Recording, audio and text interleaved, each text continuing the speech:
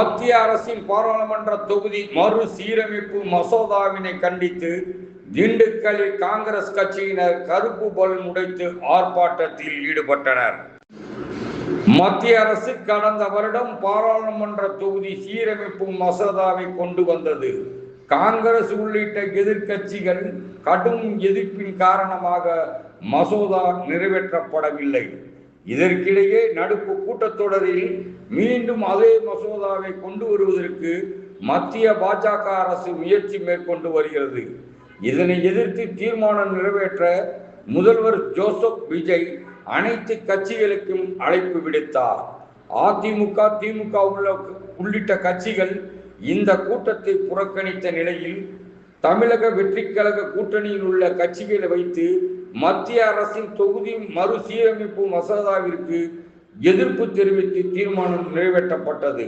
இந்நிலையில் இன்று மத்திய அரசின் நடவடிக்கையை கண்டித்து திண்டுக்கல் மாநகர காங்கிரஸ் கட்சியினர் கருப்பு பலூன்களை கையில் ஏந்தி காமராஜ் சிலை பகுதியில் இருந்து ஊர்வலமாக சென்றனர். தொடர்ந்து மாநகராட்சியின் வாயில் முன்பு கண்டன ஆர்ப்பாட்டத்தில் ஈடுபட்டார்கள். தங்கள் கையில் வைத்திருந்த கருப்பு பலூன்களை உடைத்து தங்கள் எதிர்ப்பை தெரிவித்தனர்.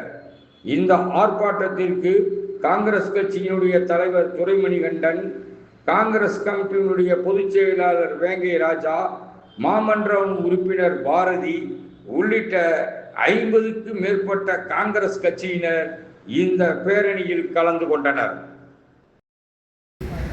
இந்த மறுசீரமைப்பு தீர்மானத்திற்கு எதிராக வாக்களிக்க வேண்டும் என்ற தீர்மானத்தை நிறைவேற்றியிருக்கிறார்கள். அன்புக்குரிய நண்பர்களே, இந்த மறுசீரமைப்பு என்பது தென் மாநிலம் முழுவதும் மிகப்பெரிய பாதிப்பை ஏற்படுத்தும் என்ற காரணத்திற்காக எங்களுடைய தமிழ்நாடு காங்கிரஸ் கமிட்டியுடைய தலைவர் அன்புக்குரிய அண்ணன் திரு மாணிக்கம் தாகூர் அவர்கள் இன்று வெள்ளையனே வெளியேறு இயக்கத்தின் நாளன்ற இன்று 9ஆம் தேதி ஒவ்வொரு மாவட்டத்திலுமே கருப்பு பலூன் பேரணியை நடத்த சொல்லி உத்தரவிட்டிருந்தார். அதன் அடிப்படையிலே இன்று கருப்பு பலூன் பேரணி ஏற்படுத்தியிருக்கின்றோம். அது மட்டுமல்லாமல் இந்த கருப்பு பலூனை உடைக்கவும் கூடிய வேலையை இப்ப செய்யப்படுகின்றோம். எதற்காக என்று சொன்னால், மோடி எந்த திட்டத்தை கொண்டு வந்தாலும் நாங்கள் உடைத்தேறுவோம் என்பதற்காக அனைவரும் இந்த கருப்பு பலூனை உடைக்குமாறு உங்கள் அன்போடு கேட்டுக்கொள்கின்றேன்.